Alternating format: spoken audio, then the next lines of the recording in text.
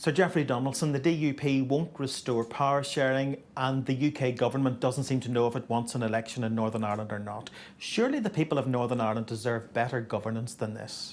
Well, indeed, we want to see Stormont restored as soon as possible. And actually, I don't think an election takes us closer to a solution. So why not use the next few weeks to double down on getting either a negotiated solution with the European Union or bringing forward the legislation in Parliament that will resolve the issues around the Northern Ireland Protocol. But given that we're now 6 months past the Assembly election, there is no devolved government, is the Northern Ireland Secretary not legislatively obliged to call an election?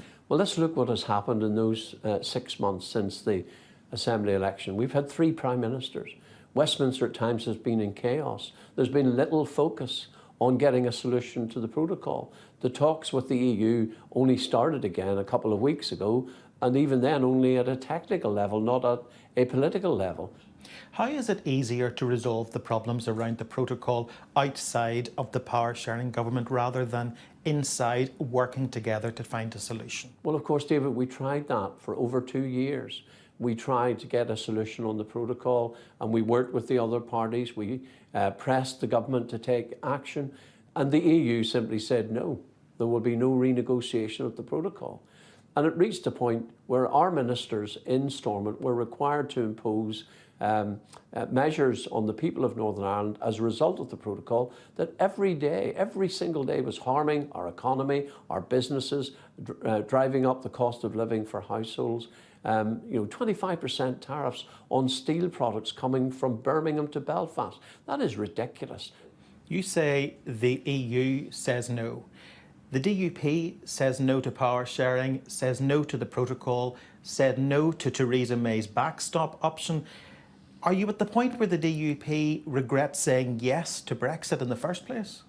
Well, we say yes to power sharing, but it has to be on the basis of mutual respect. It has to be on the basis of adhering to the principles of the Belfast or Good Friday Agreement. And at the heart of that agreement is that Northern Ireland is part of the United Kingdom. That was even accepted by the Irish government, who changed their constitution to recognise Northern Ireland as part of the UK. The protocol has cut across that. We never supported the protocol. We made clear it would harm Northern Ireland, it would create instability, and so it has. And I welcome the commitment now of the EU to negotiate a new solution. I welcome the fact that the EU is now at the negotiating table. Why is that, David? It's because of the pressure we have put on. It's because of the steps the DUP has taken that finally we're getting a negotiation, a proper negotiation on finding a solution to this problem. That's what I've asked for, and now we need to see that solution coming forward, and frankly, the sooner the better. Is Rishi Sunak the DUP's worst nightmare because he clearly doesn't want a trade war with the EU and therefore isn't going to tear up the protocol? Well, look, I don't want a trade war with the EU. I want to trade with the EU, but I fundamentally want the ability to trade within my own country. And that is what the protocol denies us. And look, whoever is the Prime Minister in Westminster, I have to work with them. I have to work with the government, and I will. I am absolutely committed every single day to working to find this solution. And I will work with Rishi Sunak to get that solution. And all I ask of the government is that the objectives that they have outlined in the Northern Ireland Protocol Bill, which is currently before Parliament, are the objectives that they pursue in the negotiations. Liz Truss gave us that commitment. Rishi Sunak has also stated that he wants to achieve the same objectives. So let's get on with it. Let's get this solution. Let's see the negotiations and the tempo of those negotiations increased so that we get to an outcome that unionists can support. The refusal to restore power sharing, is it really about the protocol or is it about the fact that Sinn Féin's Michelle O'Neill is on course to become the first nationalist First Minister? Well, look, my party is the Democratic Unionist Party. That means, first of all, we accept the outcome of the election. But let's not forget, David, I withdrew my ministers from the executive, or the First Minister, back in February, well before the election. I signalled way back in September last year the actions that we would take if a solution was not found on the protocol. So this is not to do with who is the First or Deputy First Minister. This is about the second part of what my party stands for, the union. It is about unionists feeling that they have been made second-class citizens as a result of a protocol that diminishes and undermines our place in the United Kingdom.